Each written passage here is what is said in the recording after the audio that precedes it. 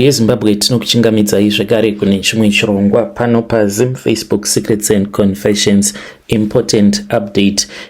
Kana uine Android, please update your Trenza Play ku Play Store. You can just go and update.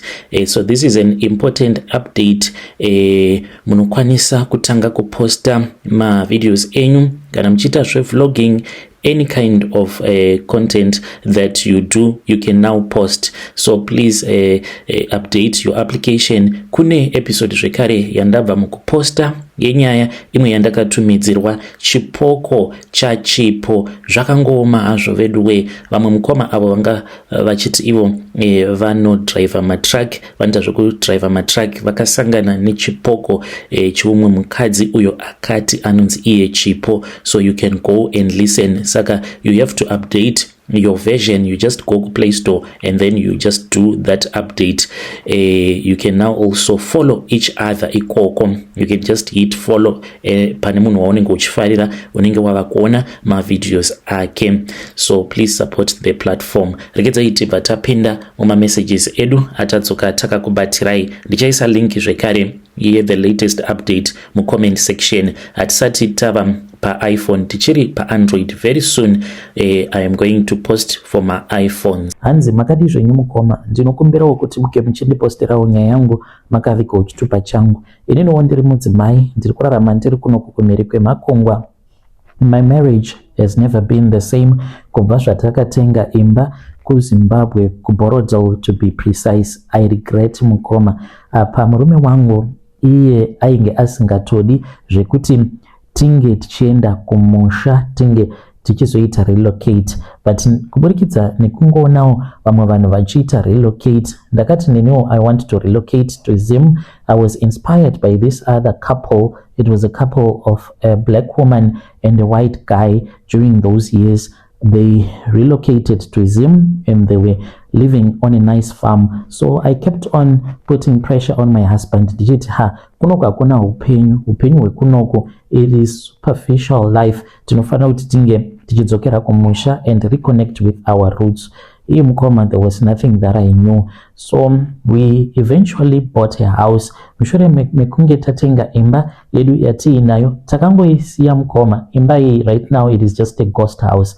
Pari zvino panomwe mudhara zvake ari kugarapo wekuMalawi. So we looked for someone who can take care of the house.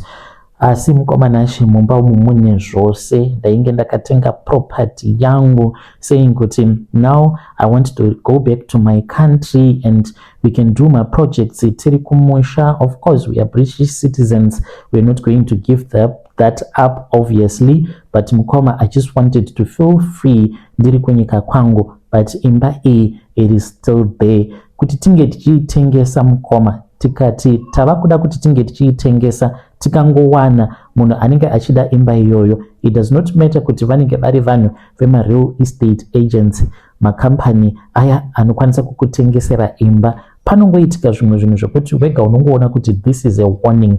Apa murume wangu anobva andiblama kana kuri kunzi pakati pevana vedu pakawanikwa anenge achisangana nema problems kana tava kuda kutengesa imba. Mukoma nashi ndinochiona murume wangu anototama kubva mu bedroom otoenda ototanga kutorara mune imwe bedroom. So after tabva mukutenga imba iyi, inini nemurume wangu, then we migrated from London tikabva tichizoenda kuZimbabwe. We bought this house from the UK mainge muri mugore ra 2018. So then after we had bought the house, that was when my husband said, okay, it's fine, let us go to Zim. Taenda kumba, mind you, imba iyi tainge takangoionerawo pamaphotos. Takaudzwa kuti pamba apa pakatombogara vamwe minister, pakatombogarawo vamwe vanhu vane mukurumbira, but these people, they were just renting out the place. The house did not belong to them. I was so excited mukoma because the house was so beautiful. I'll send you the pictures so that you can see this house. Tasvikapo pamba apa, there was some furniture that were still there. So this stuff, it was original stuff, Italian tables, everything was so nice. Saka murume wangu akatomboti zvinizvi, we have to shift them, then we put them in the garage because there is this big garage munotokwana motikari kana 10. varidzi vepo vainge vaine mari mukoma, they were multi-millionaires. Saka ivo vainge vasingagari muZimbabwe, painge pachingoitwa zvemarentals, pachingogara vanhu vane mari dzavo. So murume wangu akatomboti, how about we shift all of this property zvatawana zvirimo, then we put it in the garage. But then I had already other plans that I had, because mainge muine this other piano. It was an old vintage piano. So ndakabva ndachizodza murume wangu kuti there was no way that we were ever going to let go of that piano. Ndikati no, this one is going to stay here. It is so beautiful. It was white in color, like pure white. It was so beautiful. I had never seen anything beautiful like that. Wakazoti hwava usiku, wainge uri musi weTuesday. Komanashi, it was somewhere kuma past 2 a.m. Ndo pandakanzwa kuti there was someone that was playing the piano. Saka ndakamuka, vana vangu vagara vane musikanzwa, but I knew kuti vana vangu there was none who was a piano player. Tose as a family vainge pasitomborina kana munhu aikwanisa kuti ange achiridza piano. It was just going to be there for a design. Mukomanashi, what I had on that night I could not even understand. Saka ndainge ndine kamwana kangu kacheche, but kainge kaina neni, kainge kari mune imwe spare bedroom kaina neni. So that was very odd, because pandakamuka I heard that there was someone that was speaking from the baby monitor. When I woke up, I went to the room because neni wedu ainge achirarawo upstairs nesu. I opened the door. Both of them, they were fast asleep. Mukomanashi zvipoko zviriko. After I had closed the door, ndakangoti ndichingotendeuka ndava kuti now let me go and see kuti who is being naughty ari kutamba nepiano pakati peusiku kudai. Mukomanashi, I was in the hallway, ndiri mupassage upstairs, ndava kuda kuenda kudownstairs. Kungotendeuka kwandakaita, mukomanashi, ndakaona munhu ainge akamira kumberi kwangu. Munhu uyu ainge ari mutema-tema, asi ainge ari munhu mutema, asi vhudzi rake aiva aine vhudzi, ainge akaita sekunge ainge ari murungu. Mukomanashi, ndakaridza mhere. Chakandinetsa ndechikuti kuridza kwandakaita mhere, mukadzi uyu iyewo akatovhunduka ndokubva anyangarika.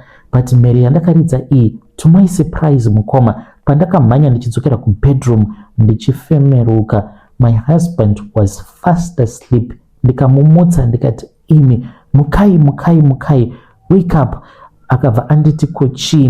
Ndikabva ndati, ko munhu zvaanofa kupondwa, imi makangorara, hamuna kundinzwa here ndichiridza mhere? Akanditi no, handina kana kumbokunzwa ini. Ndakamuudza kuti ndainge ndaona umwe mukadzi uyu akangogaruka anyuka kumberi kwangu mushure mekunge ndavhara door muspare bedroom. Pandakangotendeuka ndichiti ndava kuda kuenda kudownstairs, then ndokubva atongogaruka anyuka kumberi kwangu akaridzawo mhere. Pandakaridza mhere, murume wangu akangoti kwandiri, there are no such things as ghosts. Akabva ati kwandiri, is the baby still sleeping?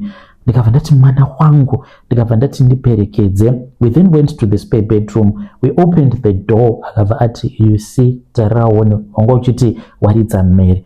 Okay, babies are very sensitive to sound. Kana kwanga kuri kunzi waridza mhere, the baby was supposed to wake up. Maid takataura mukoma, takamira padoor. The maid and the baby, they were fast asleep.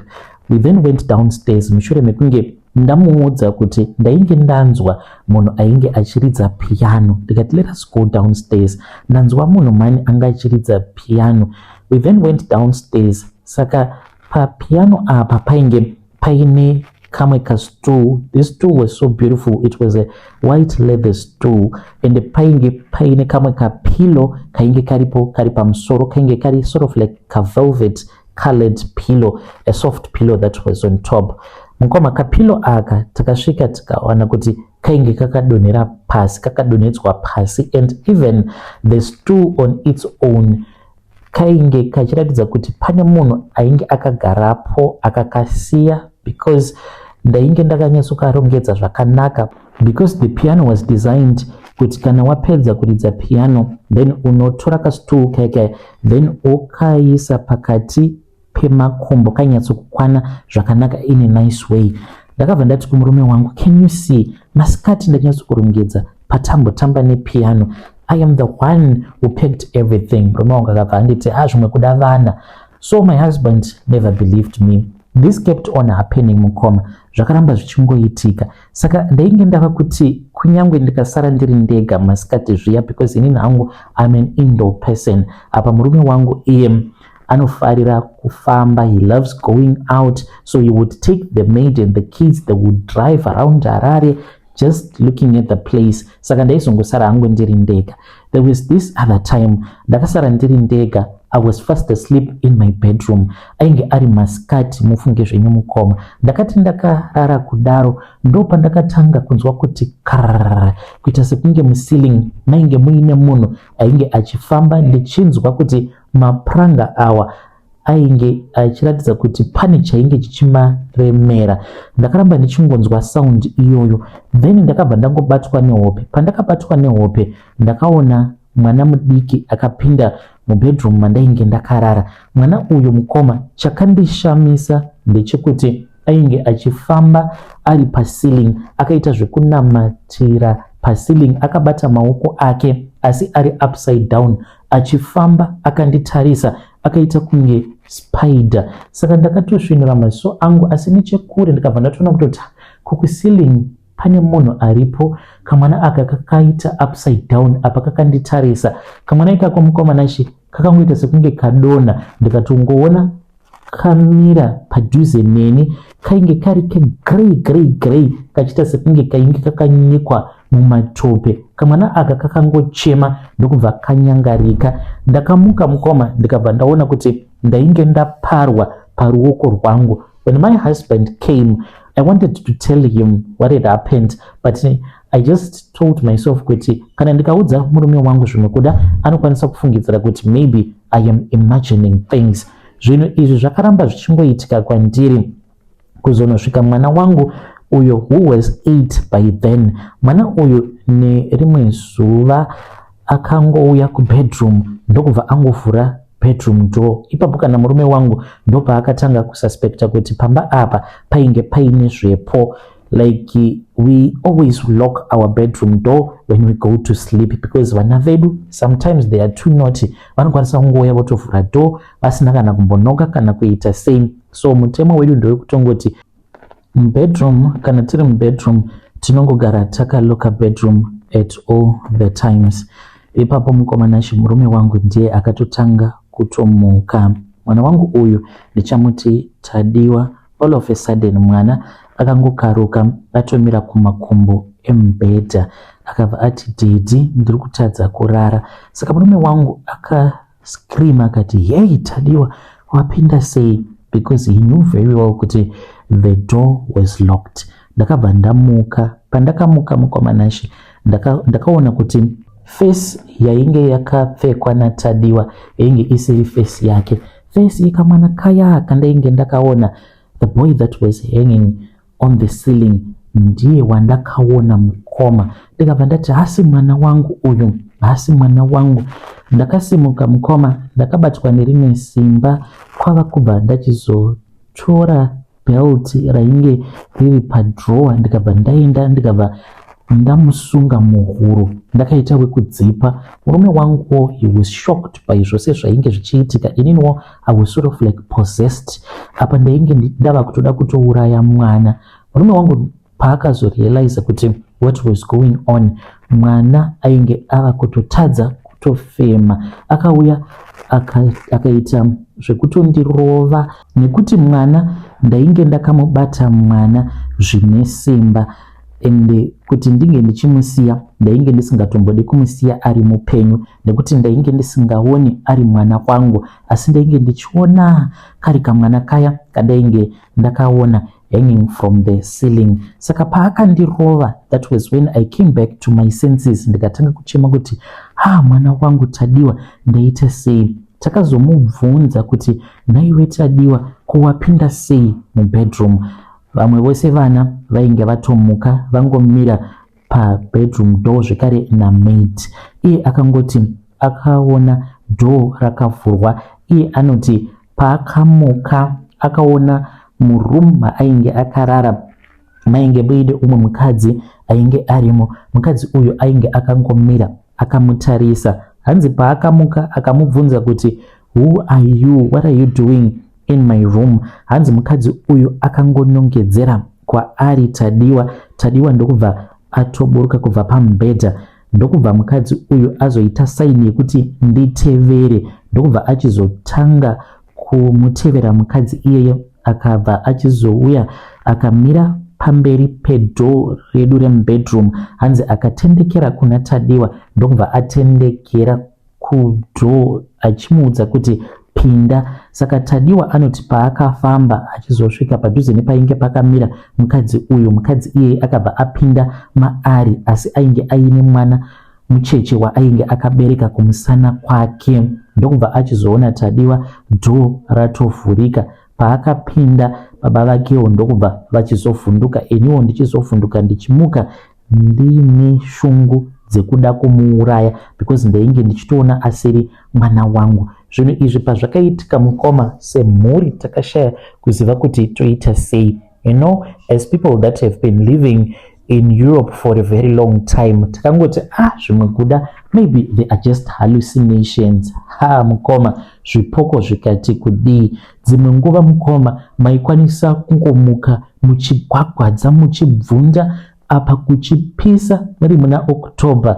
Nyaya iyoyo handifi ndakaikanganwa. Mukoma nashi mainge muri muna October muchipisa, asi nemurume wangu musi wacho iwoyo takazofuka machira 4 mazi 2 in 1 aya akakora tichita kugwagwadza nechando.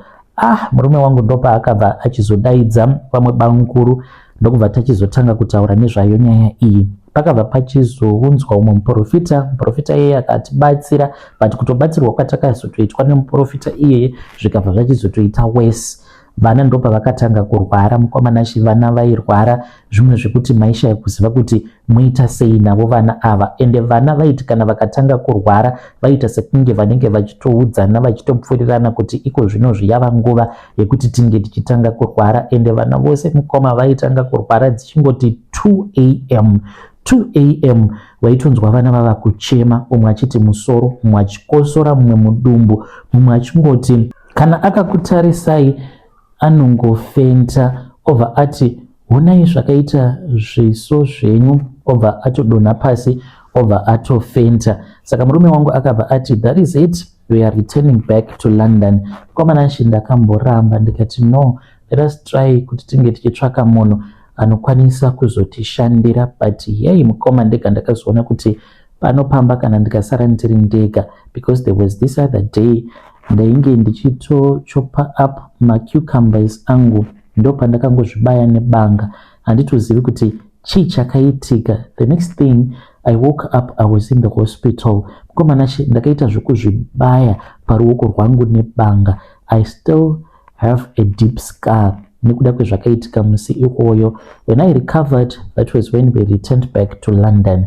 Asi nyaya iyi yakandikanganisira marriage yangu zvekuti if we had never gone to Zim, nemurume wangu tingadai tichiwirirana. Tikavanhu kuti tinongogara tichingonetsana because vana pachezvavo they have not yet recovered, especially panhau idzi dzekuti vanoti kana vakangofunduka vanokwanisa kungoti makagara mose, vana vanongofunduka vose at the same time vototanga kutochema, in which kunoku zvinhu zvakadaro zvikaitika vana vanozotonzi vane mental health issues. Saka ndo zvakaitika mukomanashi. Ine hangu I do not want to advise anyone kuti unge uchitenga imba yakavakwa nechekare, because unenge usingazivi kuti zvii zvimwe zvinhu zvinenge zvakamboitwapo pamba ipapo. Patakadzoka kunoku kuLondon mukoma, tairara takagara nemurume, taita dzimwe nguva dzekuti waingoti kana wava kuda kunobatwa nehopi waingotswinywa, ende paunomuka utoona kutoti panzvimbo paya paunenge watswinywa nemunhu waunenge usina kuona unenge wakatokuvara. Dzimwe nguva waitokwanisa kutobuda ropa kwaiko kumarwa kumusana. Mukoma zvakaoma. I regret. Kana mukanzwa munhu achiti I regret, inini zvechokwadi I regret. I had a nice life kunoku, but nekuda kwekuti I wanted to connect with my roots, thinking kuti kana ndika relocate to Zim, it will give me more happiness, because financially we were on that level. rekuti taikwanisa kurelocata kudzokera kuZim and live a very nice life, but I did not even know mukomana kuti kuZimbabwe kwacho ndainge ndichazosangana nezvinhu zvakadaro. When you post my story, please tell me. I'll be following through in the comment section. Vedare ndo message iyo yandakatumidzirwa ichibva kuna vanzvadzi vedu avo. Ngatizamei kuti tinge tichitaura navo vanzvadzi vedu ava mucomment section. Strange things indeed they do happen in this world. Yo zvakangooma hazvo veduwe. Hanzi pamba pacho ipapo paigara maministers, hanzi pamba ipapo paitoroja vamwe vaimbi. Kwesei vaimbi ava nemaminista vainge vachigarapo sei vasina kumbogara vakasangana nezvinhu zvakadaro, kuti vakasanganawo nazvo here zvinhu zvakadaro vakangonyararawo zvavo, kana kuti varidzi vepo pamba apa maybe vane zvavaiita, kana kuri kunzi panenge paine maloja anenge achigarapo kuitira kuti vasazosangana nezvipoko. Zvakangooma hazvo veduwe. Ngatitaurei nezvayo nyaya iyi. Kana kuri kunzi unenge uine spiritual encounter yaunenge wakambosangana nayo, please come to my inbox. Rekedzai tibva taenda panyedu inotevera. Nyedu inotevera yakamira sekudai so. Nyedu inotevera yakamira sekudai so. Hanzi makadi zvenyu mukoma, ndinokumbirawo kuti munge muchindiposterawo nyaya yangu makavigawo chitupa changu. Ininiwo ndiri mudzimai uye zvekare ndine makore 26 years ekuberekwa. Nyaya yandiunzawo pano mukoma ndeyekuti ndine umwe murume uyo wandakasangana naye. Saka nemurume uyo takati tasangana online akabva achizondiunza kuno kuSouth Africa. Hey, you need to be very careful nekuti kunzoku kwaipa. Murume uyu ndainge ndisingatozvizivi kuti basa rake iye anoita zvekushandidzana nemaNigerian. Saka zvaanoita ndezvekuti anenge achitsvaka vasikana avo vanenge vari desperate, then over achizokuudza kuti anenge aine basa raanenge akuwanira.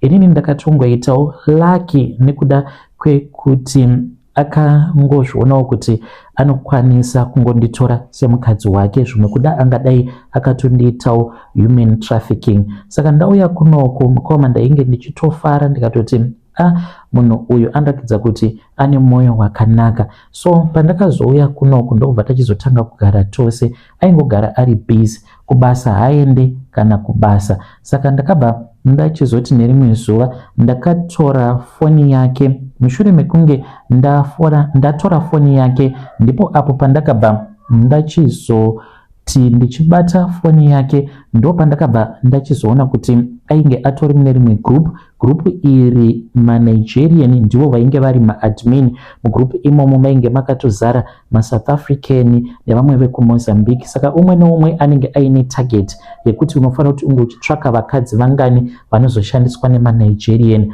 Mukoma Nashi zvaanoita iye anotaura nevakadzi especially vekumusha, obva ati kana uchida basa uya tisangane. Kana masangana paya anobva achizokuendesa kumaNigerian. Vanonokushandisa vokuita a prostitute ende unenge usingabhadharwi. Apa vanenge vachitokushandisa mahara usina kana chaunenge uchitombowana. Ndo zvakaitika izvi mukoma, ndo zvinhu zvandakaona mufoni make zvinova zviri zvinhu zvakazokonzeresa kuti ndinge ndichizosimuka.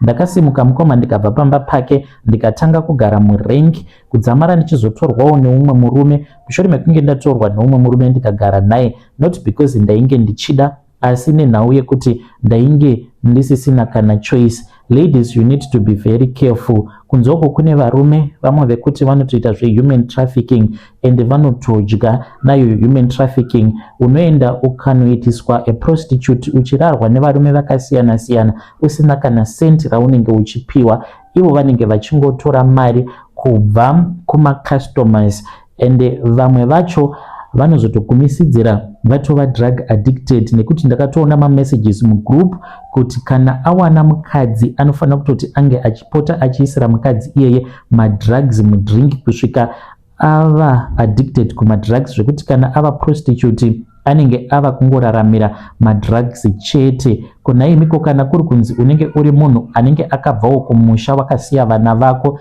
vachifungidzirawo kuti amai zvavari kuSouth Africa vachadzoka, izvo unenge watoitwa a drug addict. Murume iyeye ane mwoyo wakaipa. Vedare ndo message iyo yandakatumidzirwa ichibva kuna vanzvadzi vedu. Zvakangooma hazvo vedu we. Pakaipa. Let us try to speak with our dear sister in the comment section. Hanzi ndakapotsa ndaitwa human trafficking. Hanzi murume uyu anofamba iye achitsvaka vanhu vaya vanenge vachida basa, obva akuudza kuti kwakati kuri kudiwa mamaid, ukaenda kuya hanzi unobva wachizonokidnepewa nemaNigerian, obva wachizotorwa, hanzi unoendeswa kunana Hillbrow muJoburg, obva wachizotanga kushanda as a prostitute. Hanzi unenge uchingoshandira mahara usina kana chaunenge uchimbopiwa. Zvakangooma hazvo vedu we. Iyo Joburg pachezvayo iri very rough, asi ngatizamei kuti tinge tichitaura nezvayo nyaya iyi mucomment section. Makambosanganawo nazvo here zvakadai? Rekedzai tibva taenda panyedu inotevera. Nyedu inotevera yakamira sekudai. Hanzi mukoma makadii zvenyu, ndinokumbirawo kuti munge muchindiposterawo nyaya yangu makavigawo chitupa changu. Mari haina hama zvechokwadi. Inzwaiwo izvo zvakaitika mushure mekunge tabata bhandi regoridhe patainge tiri kumazowe nekufa kwakazoita cousin brother yangu. Zvakaitika mukomana zvinhu zvekudai. Necousin brother yangu takabva muGweru ndokubva tachizotanga kugara muHarare. Takatosiya vakadzi vedu kuGweru tikatanga kugara muHarare, tichipota tichienda kumazowe tichinongwavha. We then joined this other syndicate. Tajoina syndicate reari yamukoma. Inini necousin yangu taiti tikabata mari toitawo zvinhu zvedu. Takagomisidzira tava kutosponza mamwe makorukoza, tava kusatopinda mumakomba. Ndakazotanga kuwirirana neumwe mudhara ainge ari bhaya, ainge ari wekwamutare, akandiudza kuti aipota achienda kuMozambique, uko kunova kwandakazoenda naye kuMozambique. Taendako kuMozambique tine madzvinyu awo atakapiwa, awo atakanzi madzvinyu iwawo ndiwo achazopota achitiitisa mari kuti vakomana vedu pavanenge vari mumakomba vanenge vachibata mari. Saka zvakazondirwadza mukoma ndezvekuti dzvinyu iri rakandidyira mari yangu sezvandainge ndakaudzwa nemudhara yeye wekwamutare anova ari bhururu wangu. Zvekare nenyanga yacho yekuMozambique ikanditi dzvinyu iri rinorarama neropa iro pachezvaro richatsvaka munhu uyo warichazouraya. Saka pakuzonodyiwa nekubatwa kwemari ndakangozvibvunza ndikati asi zvinoshandei kuti inini ndini ndakaenda kuMozambique ndikanoromba, munin'ina wangu haana kana mishonga yaakabata. Mukomana chine mudhara iye takabva tachizodzokera tose kuMozambique ndokubva tachizonoita mhiko dzekuti munin'ina wangu ange achizofa. Pakaitwa mhiko dzekuti ndakanzi ndinge ndichipisa jongwe riri mhenyu mushure mekunge ndaribaya nebanga, zvekare nekuuraya mbudzi. Ropa rakadeuka ipapo pandakauraya mbudzi zvekare nekupisa jongwe. Ndo mafiro awo akaita munin'ina wangu. Munin'ina wangu iye akafa neaccident, akatsvira mumotikari. Ndo zvakaitika izvi mukoma, asi yainge isiri tarisiro uye zvekare chainge chisiri chishuviro changu chekuti munin'ina wangu ange achizofa. But zvinongorwadza kuti iwewe waromba, mukuromba kwako mumwe munhu anenge asina kuromba but achibenefita. Saka takabva tachizosarudza kuti munin'ina wangu aifanira kuti ange achizofa.